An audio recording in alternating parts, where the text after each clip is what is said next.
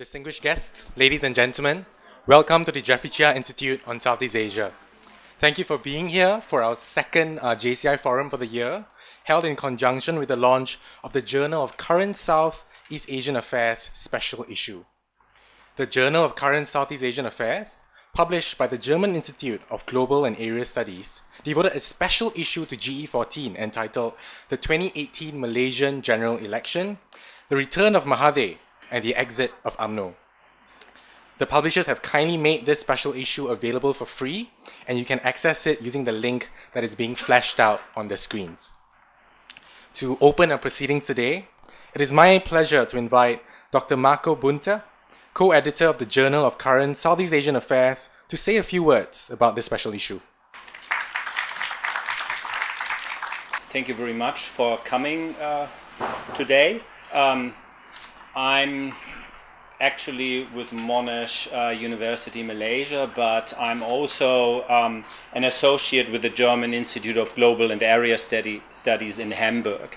And this is an institute which is devoted to research on outside Europe, basically on Africa, Latin America, and Asia. And it hosts around 100 researchers, and it is giving out a number of journals. And I'm editor of this journal now, the Journal of Current Southeast Asian Affairs, for around 10 years. And the special thing about this issue is, first, that it is not only academic, but it tries to bridge academia and practice. That means it is devoted to a scholarly audience, and it is ranked in high-class citation indices. But at the same time, it's freely available online. So if you go to the web page of the institutes, you can download all issues back there. And we try to cover really hot topics and we try to come out quite quickly, so the review process does not really take that long. And so we had special issues on the Philippines after Duterte, 30 years of Doi Moi. Really hot topics for this region covered by the experts of these countries. And I'm particularly thankful for our guest editor, James Chin, to work hard with me on that and to make it possible that it comes out timely. And so you can all download all articles for free. We have roughly around an audience or a download number of 100,000 in 2019, so it is going up. The idea basically is to bridge have-nots and have-nots, which means even making these really good journals available for countries which do not have the resources to get those in their libraries. So, there's also a virtual copies for authors, so for the scholars among you, please do not hesitate to submit. And thank you very much, James, for making this possible. And I'm looking forward to the discussion. Thank you. Thank you, Dr. Bunta. We are privileged today to have contributors to this special issue to discuss the lessons and takeaways that from the 2018 general election. May I invite to the front our panelists for today, Dr. Muhammad Nadzri of UKM, Dr. James Chin of Tasmania University, and our moderator for the day, Norman Gold from Malaysia Kini. Let's put our hands together to welcome them. Thank you for coming, and I really thank Monash, the Sunway University, as well as James for inviting me as the moderator today. So it's been 9 months since the general election, GE14, on May 9th. Most of us as journalists have been waiting for this moment since 2017, or probably earlier than that, since 2016. It's been a long wait for that moment to happen. But we can see that what happened in Malaysia next is that 9 months since, a lot of questions and a lot of high expectation towards this new government. So This journal, we look into a lot of things that we are covering, looking into the politics in the whole of Malaysia. We look into the history since the post-independence in 1957 and 1963 until today, and not forgetting Sabah and Sarawak playing a very, very major factor in 2016, and we'll never know the upcoming state election. For Nadzri, so your article on the 14th January election, the fall of Barisan Nasional and political development in Malaysia, since 1957 to 2018, that's 6 decades. Yeah. Not long compared to a lot of other countries. So in your article, it's divided into 3 main parts, reflecting the 3 phases of development, the post-independence of Malaysian politics, the country's electoral system. So what's your argument? Can you share with us about the central argument of your article? All right, my central argument for my article is that the breakthrough by Pakatan Harapan was made possible when they managed to reshape the electoral system from a multi-party system in 2015 with the, breakaway of past from Pakatan Rakyat. So we are actually in a multi-party system or a three-corner fight, but with establishment of Pakatan Harapan, then they sponsored the establishment of Parti Amanah Negara and also Parti Bersatu, and finally they have reshaped the electoral system from multi-party system to a 2+1 party system, and boost the electoral competition in a way that past was negligible in GE14. So the real contest in GE14 again is between the main opposition party, which is Pakatan Harapan, against Barisan Nasional, because we can see the level of competitions and the electoral system in Malaysia is consistent. Previously, from 57 to 2008, it was one-party dominant system. When one-party dominant system, the electoral contest between the incumbent and also the challenger is not that competitive. And later on, from 2008 to 2015, it was two-party coalition system. We have BN in one side, we have Pakatan Rakyat in the other side. And suddenly when PAS, left Pakatan Rakyat and caused dissolution of Pakatan Rakyat, so it for a brief period become a multi-party system. During that period, 2015 to 2016, there were 2 small elections, Sarawak state elections and also twin by-elections in the peninsula. Pakatan Rakyat lost terribly in both elections, but at that time, Mahathir still not in the scene. Bersatu is still yet to be established. But when they, rebuild the party, reorganize the opposition force with Bersatu, PAN and Mahathir, they managed to, prepare a better fight against Barisan in GE14. Yeah. So we've also seen that the fall of the Barisan Nasional led by Najib at that time, and you also wrote about the 4 key main factors of the fall of the regime, fall from grace, some would say. And some other research also pointed out that PAS played a very important role in splitting up all the Malay votes. So when you spoke about these 4 factors, the existence of a new choice, for example, inclusion of Mahathir, Bersatu and Warisan, the split between the ruling regime, particularly in UMNO, and then existence of influential negative issues, 1MDB, corruption and whatnot. And not forgetting, this is also termed as a WhatsApp election. Yeah. So what can you tell us briefly about this? Yeah, I think these 4 factors really give an advantage to the challengers in GE14. Without elite split, without elite rupture, there will be no regime change for me. Then there were also many big issues. 1MDB, 2.6 billion deposit into Najib's account, and also GST, which hot selling points to the populace, because the Pakatan Harapan has used very creative and effective propaganda with simpler, symbolic meanings that could be digest or understood by the public at large, such as why the economic well-being of the people is not that good because Najib has pocketed 2.6B or kinds like that, or because of the money, the GST money went to by purchasing rings or kinds like that, to our former first lady. All right, we move on to the other side of Malaysia where a lot of people don't really talk much about it, about Sabah and Sarawak.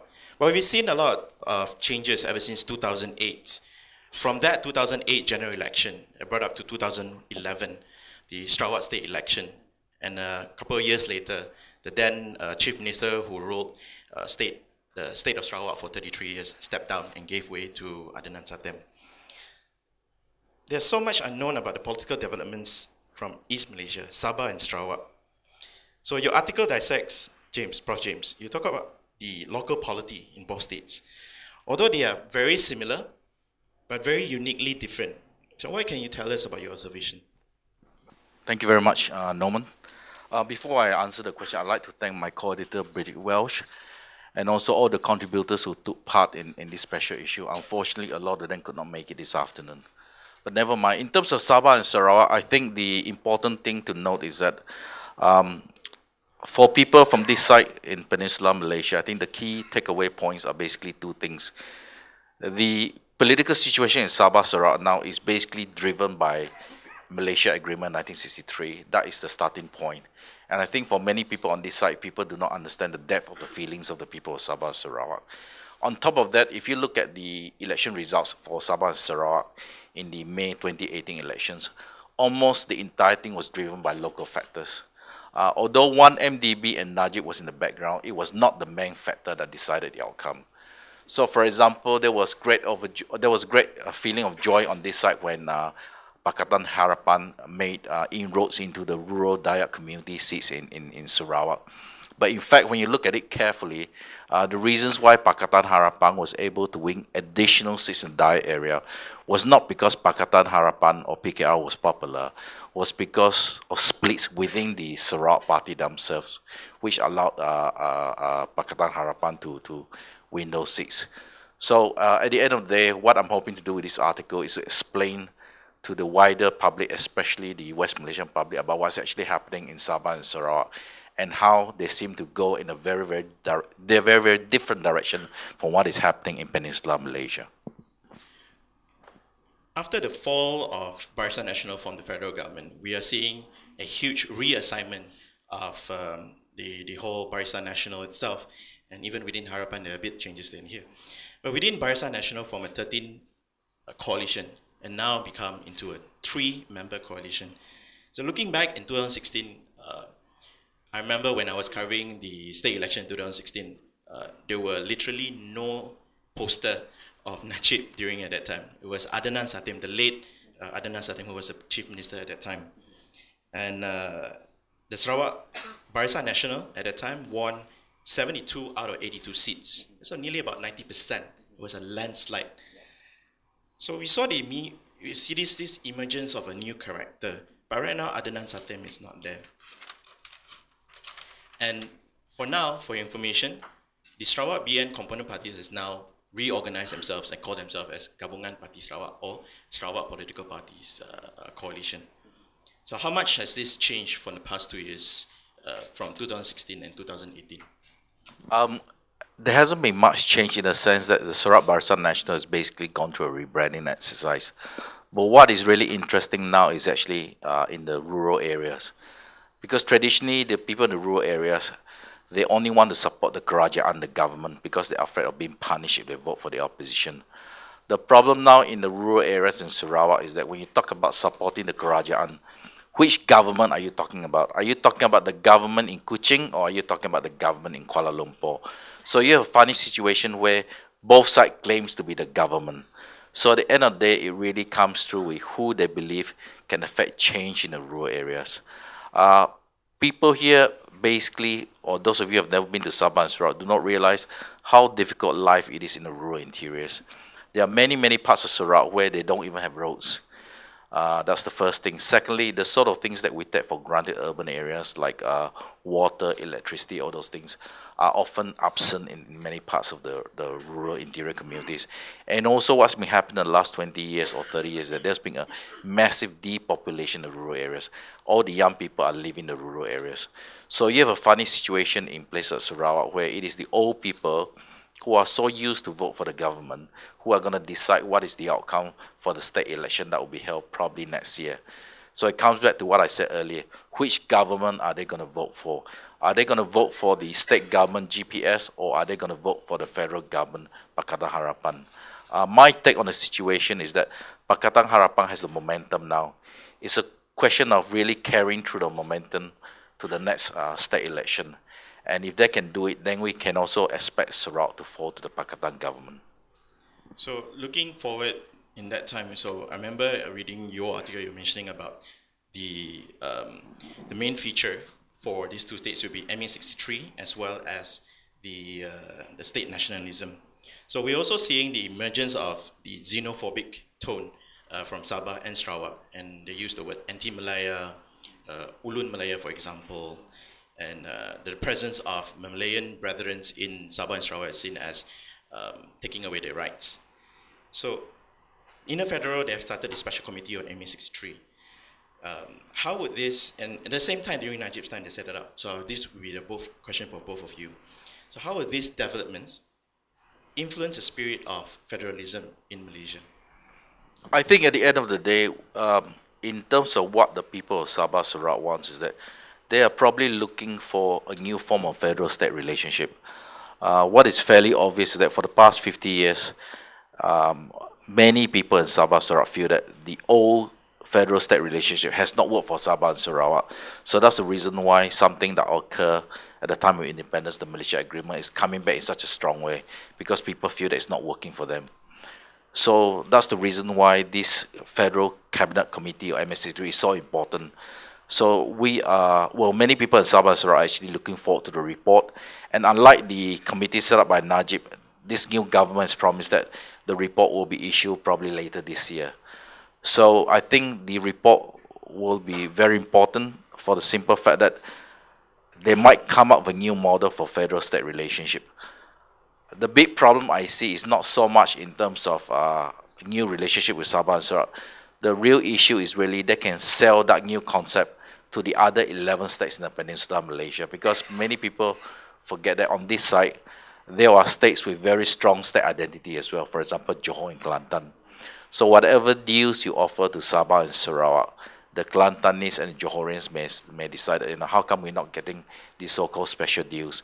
And I think unless the federal government is capable of handling this very carefully, this may have important political repercussions for many years to come.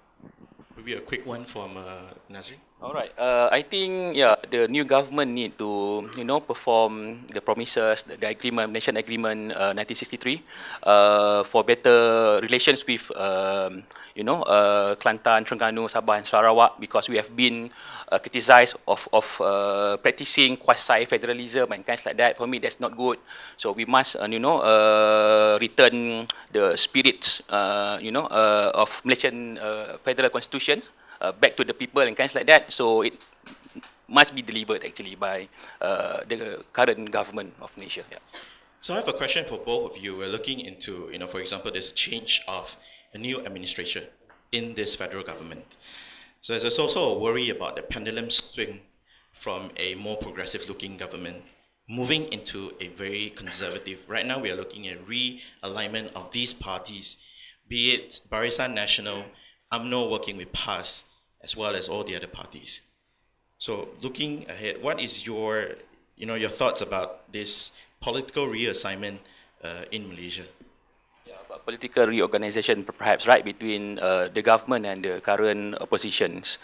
Yeah, I think the politics of race is coming back with the loose or stronger collaboration between PAS and UMNO, and this has been really beneficial in current by-election in Cameron Highlands, and we can expect more in by-election in Semenyih next month, if not mistaken. March 2nd. Yeah.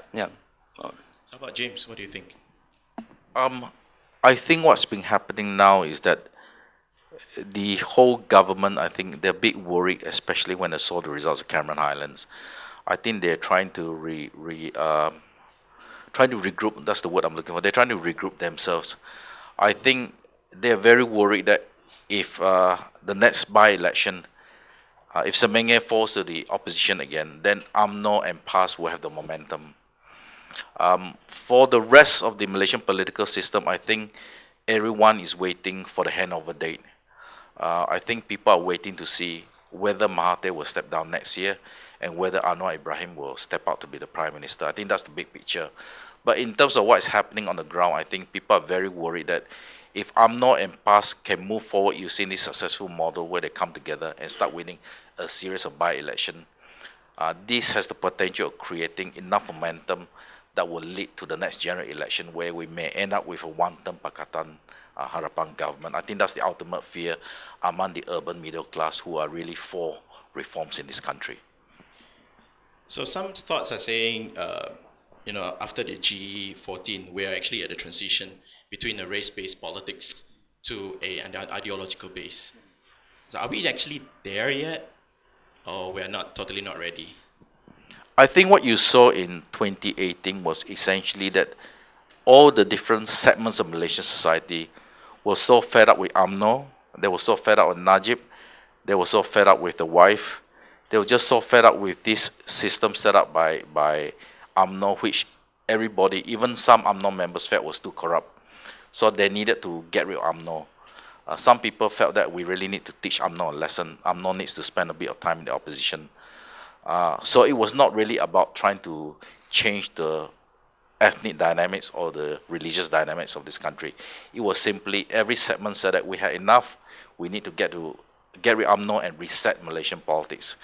And in some ways, this fits in very well the narrative that when they decided to reset Malaysian politics, they were looking for a safe pair of hands to take over. And of course, the safe pair of hands was the former Prime Minister, Mahathir Mohamed.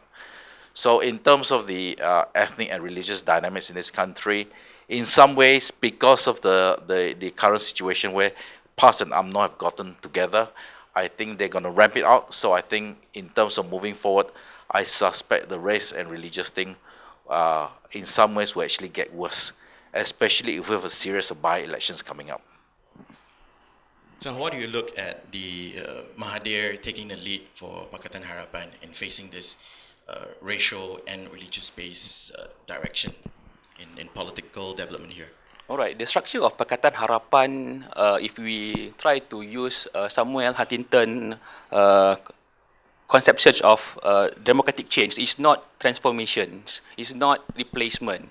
It was not also transplacement, but more as quasi-transplacement, because the old groups in UMNO are still there, and they are now in the center of the Pakatan Harapan. Even though they were the weakest party, if we calculate the numbers of winning seats in GE14s, but with Mahathir, at the center of the government power, he managed to check the power of much bigger party, the Democratic Action Party, and also PKR as well, by equally distribute the numbers of the seats. And in fact, there are a lot of appointments, government appointments made by Mahathir and also by Bersatu.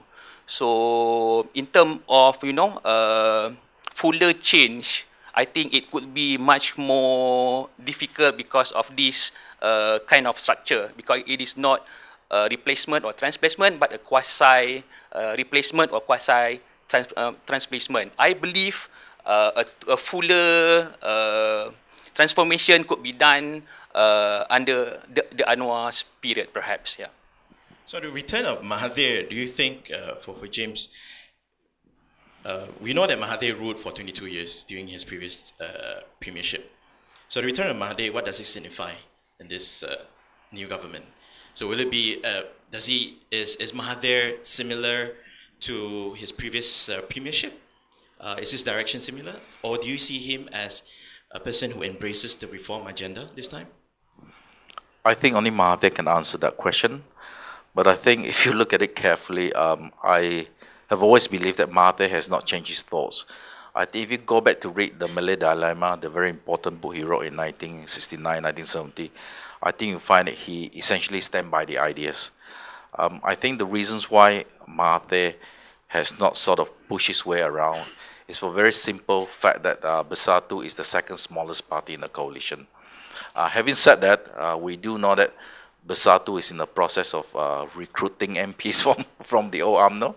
So it may be by the time Mahathir stands down, Bersatu will probably double their current size. But in terms of his actual belief, I strongly am of the opinion that he has not changed his beliefs. I think he still sees Malaysian politics essentially driven by the race and religious factor, and it's a question of balancing these two groups between the Malays and the non-Malays. Still got time, right? I will go on. There are a lot of concerns that the initial thought that in Malaysian politics we're moving towards a more progressive, more liberal leaning. But for the past 5 elections, we have seen both sides are changing and shifting from a central position into a more polarized state. Do you think that moving towards a more conservative leaning stance, from we're seeing from Bersatu, from Amanah, UMNO and PAS alliance, will this sort of development change in this current few years? The development will move towards a more right stand? I think everything will be dependent on whether Pakatan achieves a second term. I think many people forget that very often, even if Pakatan's intentions are very good, they want to reform the system. When you talk about reform the system in Malaysia or service delivery, you're basically talking about the civil service. The Malaysian civil service is very big, I mean, as in huge. They sort of get themselves involved in every facet of Malaysian life. My understanding is that the current Pakatan government are still having problems trying to take control of the civil service. And I suspect what is happening is that the civil service is not really playing ball for a simple reason that many senior people in the civil service are not sure whether Pakatan will be a one-term government. So if you have that political uncertainty, for the individual, the best thing to do is not to do too much. Because if you show yourself to be too pro-Pakatan Harapan, and this turns out to be a one-term government, can you imagine what happened to you when the Barisan Nasional comes back? So if you talk about real reforms in Malaysia, I suspect the bulk of the real reforms that most of the middle class in Malaysia would like to see will probably occur after Pakatan wins a second general election. Well, what do you think about that, Nadzri? Yeah, I think Malaysia is heading to that direction because Pakatan is not a popular government. It only managed to win around 50-51% of the popular votes. So when the by-elections happens in Malay majority or Bumiputra majority areas, there the opposition will play some racial cards, tap into Bumiputra nationalism and kinds like that, and they have won in Cameron Highlands by election, and they might got the same opportunity and chance to do the same in Tasmania by elections. Yeah. So how do you look at Tasmania by election and how UMNO and PAS going to work together in the upcoming Tasmania? Yeah, I think Cameron Highlands by election has proved that cooperation between UMNO and PAS is something feasible. I think they will forge a stronger relations for Semenyih. And Semenyih is a traditional UMNO constituency in the past. I believe PAS will, use the same strategy, allowing UMNO to place their candidate and, provide their machineries for UMNO campaigns and so on. And this will push, the ideological forces among the populace between the right conservative and so liberal urban peoples. Yeah. James, you have any thoughts about it? No, I think obviously after Cameron Highlands the momentum is with UMNO PAS now. So it's really they have to win a series of by-elections for them to cement this relationship. But having said that, there's still some pockets of opposition with UMNO to this sort of unofficial alliance. But I think at the end of the day, it's really is really what is going to happen if UMNO moves to PAS. Because what will happen is that traditionally the UMNO occupies a very important segment in Malaysian politics. If they join up with PAS, it means that the Malay politics will undergo a major transformation. Because for the last 50 years before UMNO was overthrown, it was always understood that the two major players in Malay politics was PAS, which is selling a huge dose of religion, and UMNO, which is selling a dose of nationalism. If these two merge together, then I think we're heading towards very choppy waters. Yep. So do we still have time here? Okay. So we shall open the questions to the floor. If you have any questions to our two panelists here, you can go to the two microphones on the side. So we can take a few questions. Yeah, thank you, Mr. Chairman. Afternoon. My name is Alvin Tan from Sunway here. My question was because I hear from both panel speakers, you were saying that the shift is to BN because of PAS and BN work together. If I analyze the figure simply on the result on by percentage of what BN have won using Orang Asli, basically maybe they are trying on the ratio and also on the region part. But if you analyze the by percentage in comparison to the G14, the voting pattern is the same. The voter there did not change. Those who supported BN previously under MIC candidate, my percentage still stay, especially the I'm not racist here, this is the Muslim and the Malay and the Orang Asli Muslim have die also pro-BM. Whereas the Chinese and Indian, die also they pro the DAP. So if you look at the percentage, it's basically 1 + 1 equal to 2. It's not 1 + 1 equal to 10 or 3 because PAS work with UMNO now, and if you translate the vote that have won 3,000 vote, it's basically PAS core supporter who come out and vote for the new MP of thing. So I look at it, they isn't have any shift in the ground, no doubt. Pakatan Harapan is shouting they lose because something like that. But I look at it, it's because the voter have decided in that area, they are not going to change because the period is about 8 months. And with due respect to PH government, I think they did nothing except U-turn. So what is the view of both panel speakers? Do you think there is really a threat to Pakatan Harapan? Thank you. Thank you, Mr. Alvin.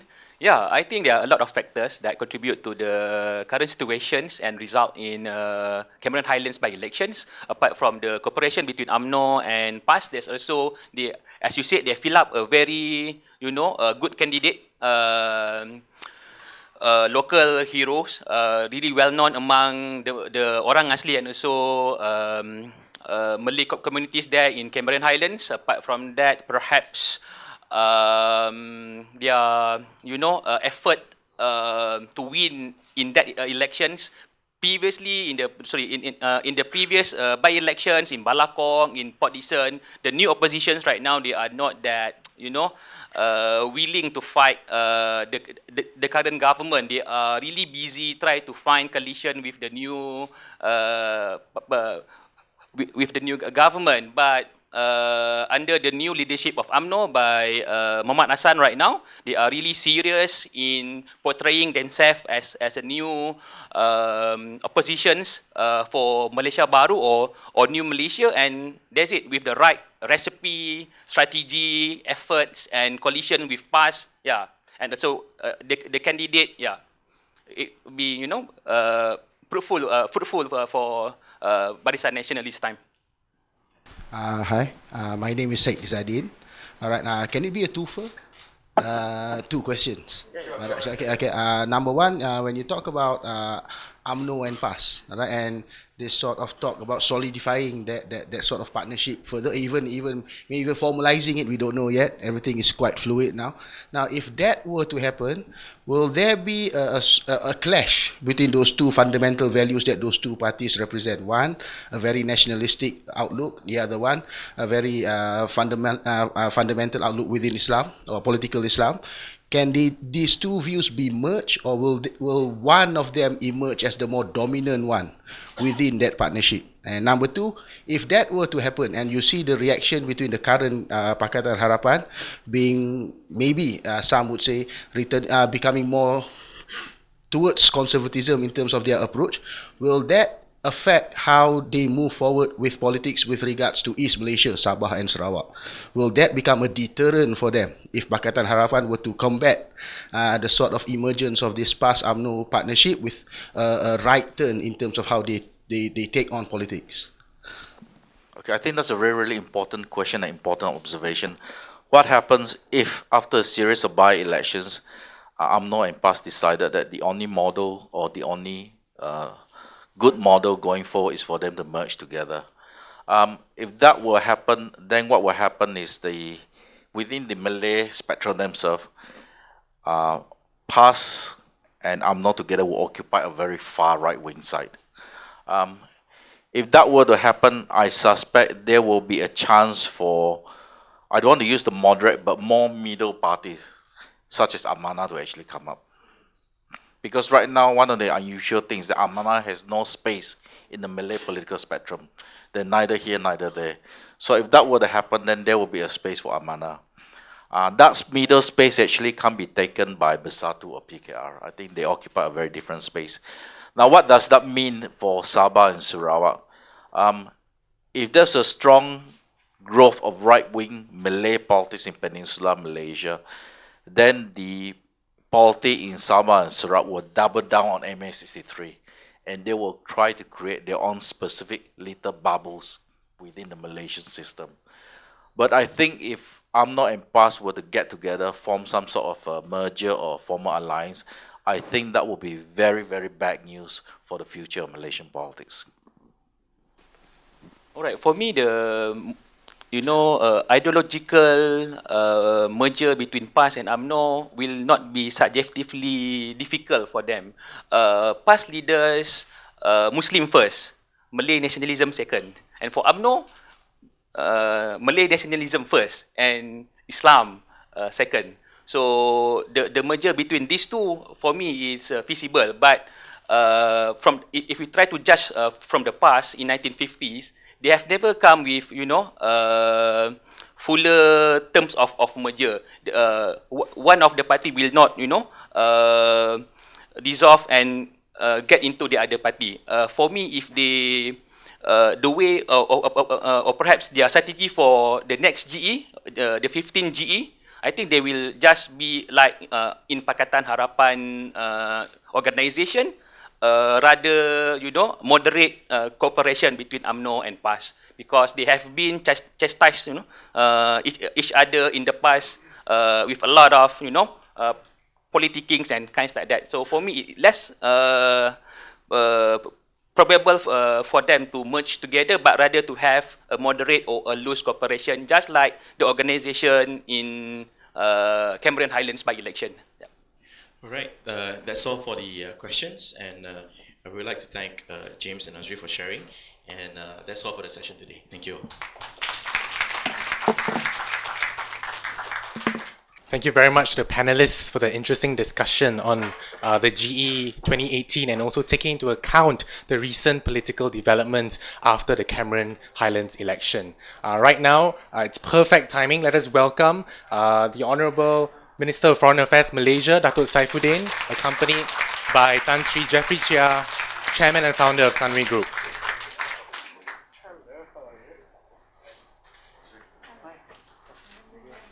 Ladies and gentlemen, we are privileged today to have the Minister of Foreign Affairs, Datuk Saifuddin Abdullah, to deliver a keynote address and in turn officially launch the special issue of the Journal of Current Southeast Asian Affairs. Let's put our hands together.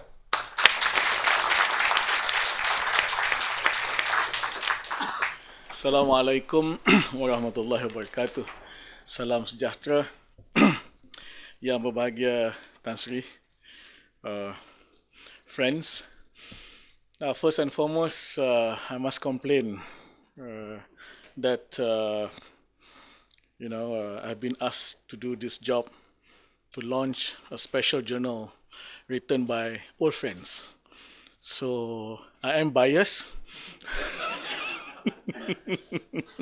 No, actually, it's really an honor to do this this launch this afternoon, and I'm deeply honored to be given this opportunity, and more so in front of Tan Sri. But please, Tan Sri, I understand you have another engagement at this very moment, please feel free to allow me to continue with all of our chit-chats among friends. Now, I must congratulate the people behind the launch and the people writing the monograph or the journal. In particular, the editors, Welsh and James. I think they have put up, among them, a collection of 7 articles written by people who are very familiar with Malaysian politics and Malaysian election. And the theme is also very interesting.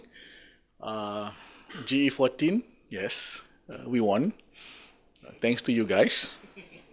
Tun Dr. Mahathir, yes, he's the Prime Minister again. UMNO, yes, I left the party. And I wrote the foreword to the book entitled The End of UMNO, where it was edited by Welsh and James and Funston and Kessler, all contributed topics, chapters to the book, and I wrote the foreword. And then it was updated after the GE14, and it was launched by Tengku Razali, and I wrote another foreword. So that's why I say I'm biased when it comes to this project. Let me just share with you 3 items related to GE14.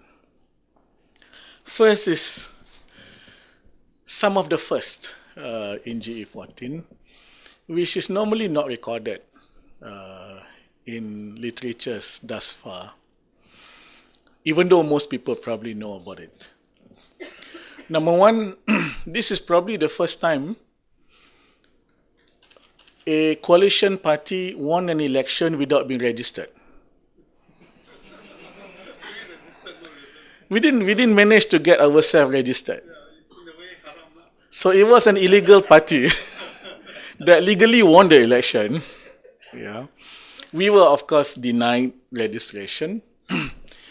And because of that, we had to contest using one of our components' logo or symbol, i.e. the one belonging to Keadilan. The other first is, of course, because we are not registered, we don't really have an office. But we don't even have an unofficial office because there was no office. We were operating from 4 different offices, i.e. the office of the 4 component parties. But eventually, towards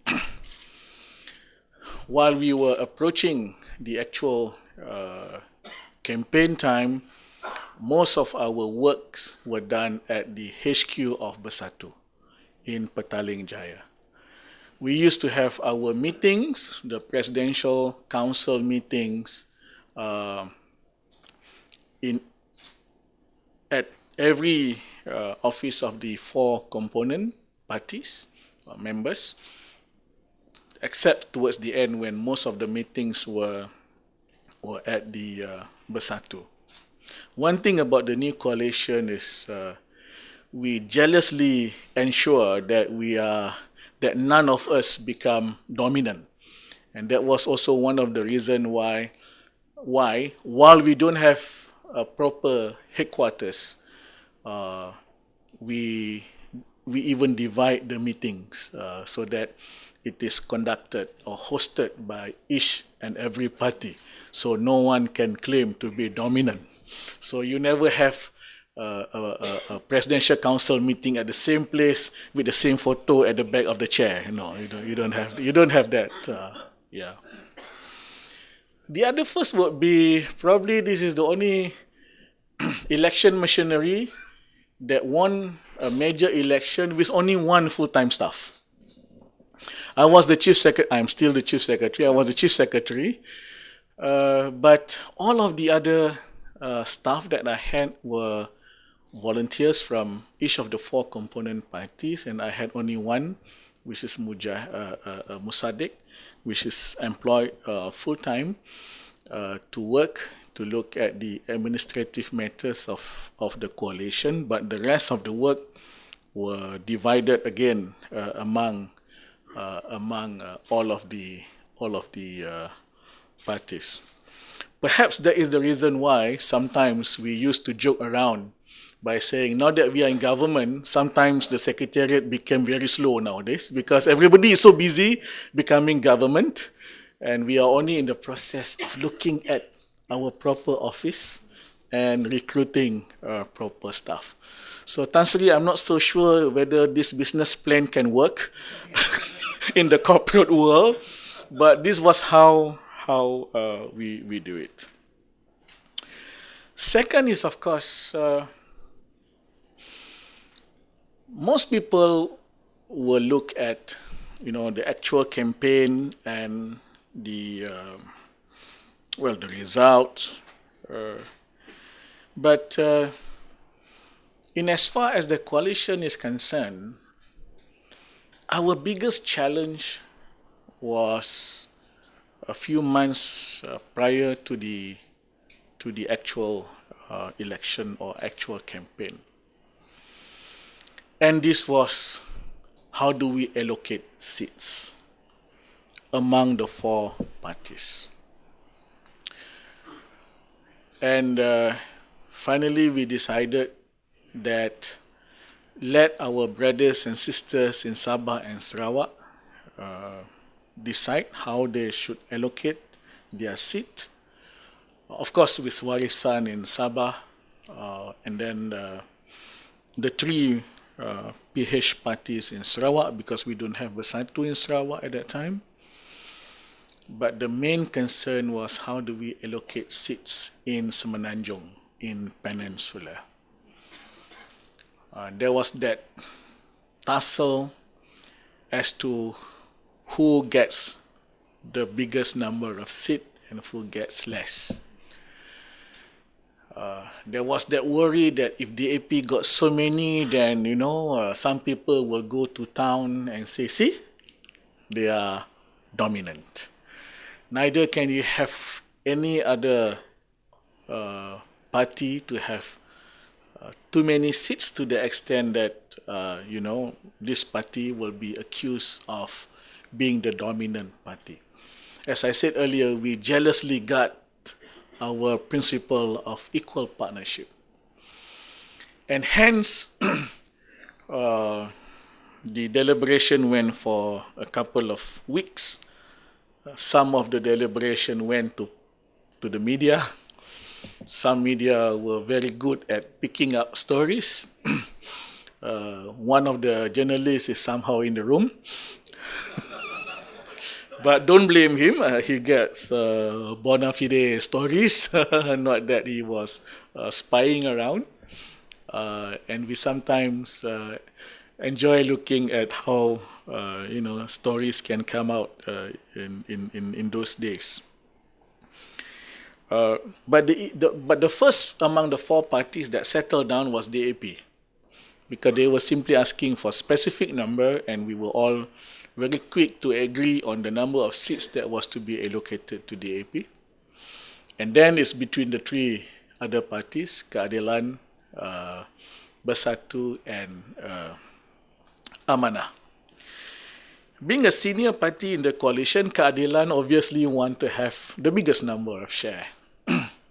But at the same time, we were campaigning not only to maintain the support that Pakatan Rakyat used to receive in 2008 and 2013, but we want to get the Malay votes, because the Malay votes matters in GE14. And hence, Bersatu was saying that we need to be shown to be given some kind of not dominant. Dominant is taboo in Pakatan Harapan, that we command a good number of seats. And hence that was the reason why Bersatu was eventually given 1 seat more than Keadilan followed by DAP, followed by Amanah.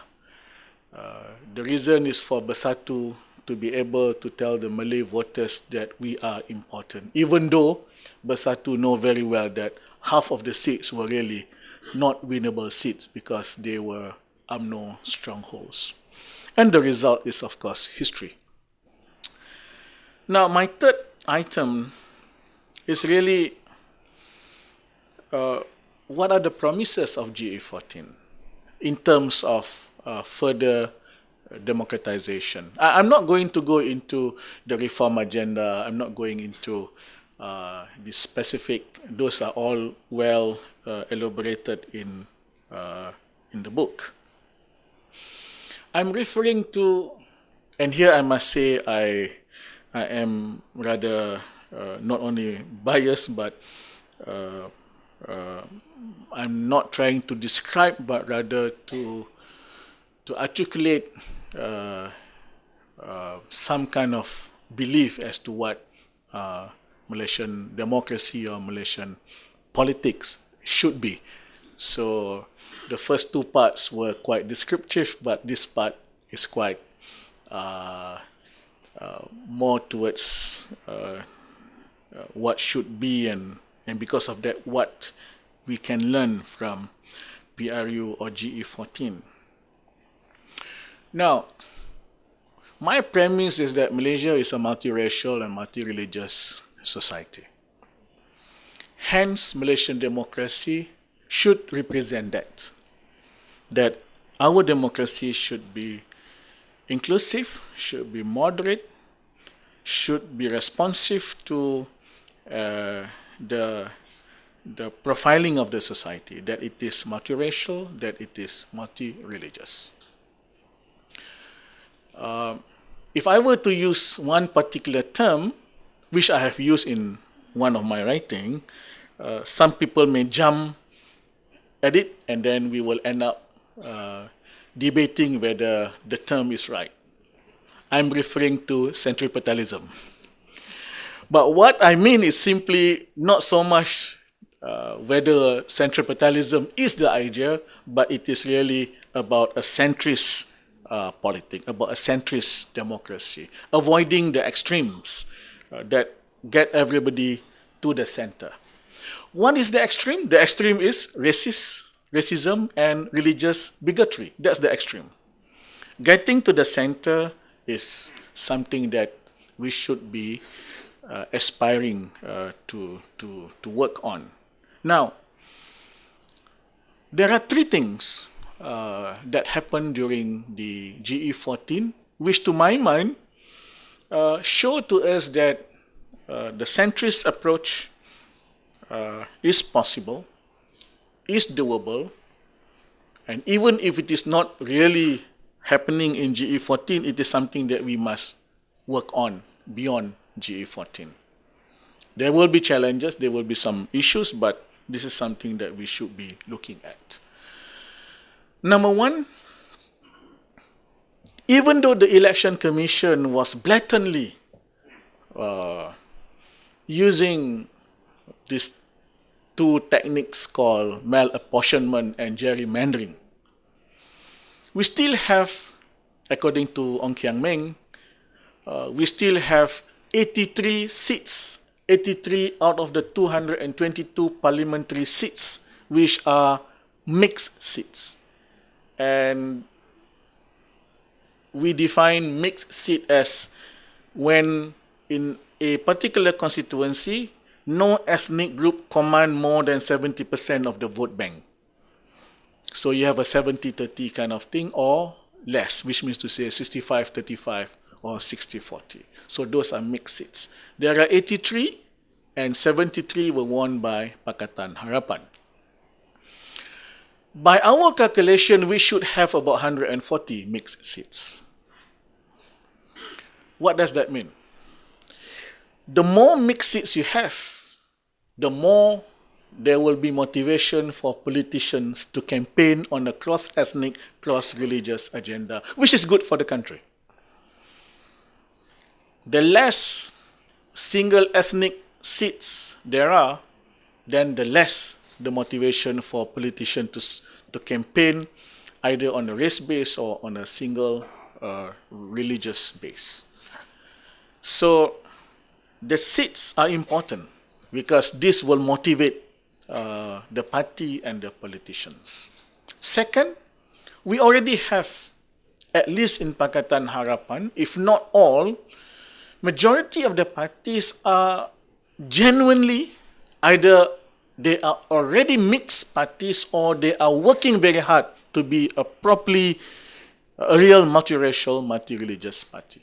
Even Amanah, as a Muslim-based party, from day one, they have opened their membership to non-Muslim. They have a non-Muslim wing. Now, whether this is effective, whether people know about this, that's another story, but at least Amanah is more progressive in the way they present Islam. And somebody was asking me this morning, what about Bersatu? I said, my understanding is that Bersatu is trying to do what the UMNO Berjuang used to do, and not the UMNO Beruang is doing.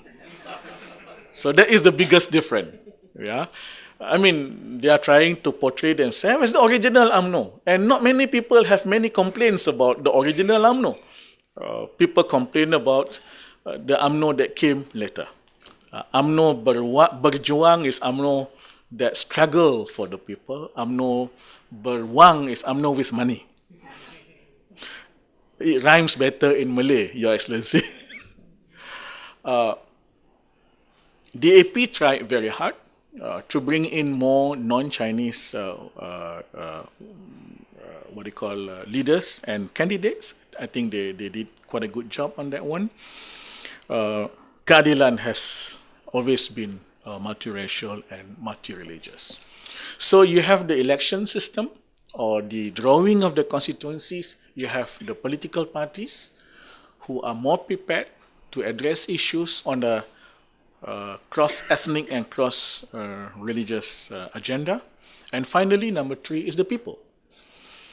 Are the people ready? I think the people were ready since at least 2008. This momentum continued until 2013 and reached its peak, or at least for this moment, its peak in 2013. So there are the 3 motivations or the 3 factors that, to my mind, are very important for us to work on. I must admit, these 3 items are not something that I created. These are things that proponents of centripetalism have been using all this while. Yes, please, Tan Sri. Give a hand to Tan Sri and yes. So beyond GE14, I think we should really work seriously on these 3 factors or these 3 elements. We must, from time to time, encourage the formation and the advancements of multiracial and multi-religious political parties, number 1. Number 2, our only hiccup is that according to the Constitution, you can only do the delimitation exercise 8 years after the last one, which means to say, come GE15, you may end up with almost the same constituency. But if you can garner the support of the people and political parties, I think people will understand that this is the way forward. The other challenge is, of course, as it was proven in Cameron Highland, in fact, not only in Cameron Highland, even the other by-elections before Cameron Highland, that UMNO and PAS are working together. They are becoming closer together. I have nothing against political parties working together. It's not a problem. A fight is a fight. A good fight is a good fight. We need a strong opposition. But my worry is because it is UMNO and PAS. Yeah. It's about a Malay party and a religious party. That's my worry. I have nothing against UMNO or PAS as a political party. But in this agenda of coming up with a centrist democracy, I have reason to worry about UMNO and PAS becoming closer and closer. And I think, but you cannot stop them because this is democracy. And the only thing I can think of is that all of us have to work hard. When I say all of us, I'm not saying please vote for Pakatan Harapan, whatever will maybe. But I think my plea is that we have to work together to put an end to politics of race and build together a Malaysian democracy that is more centrist in its operation, it is in its understanding, and it is undertaking. So congratulations again. Thank you. Assalamualaikum.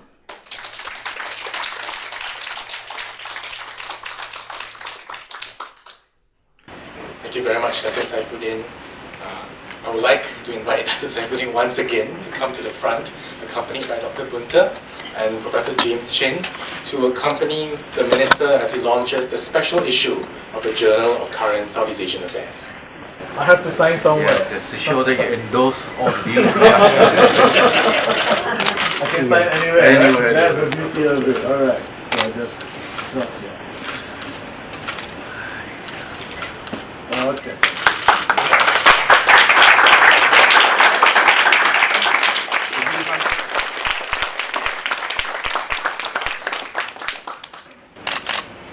Okay. Thank you.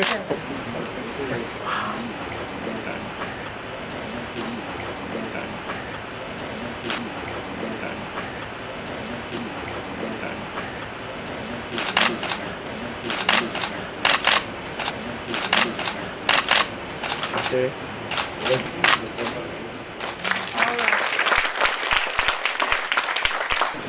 And with that, it is my pleasure to announce the official launch of the Journal of Current Southeast Asian Affairs special issue. As mentioned, you can access the special issue on the link on your screens, or feel free to speak to a staff member at the counter outside. Ladies and gentlemen, we have reached the end of our proceedings today. Please do join us for refreshments outside the hall. Thank you very much, and see you all again soon.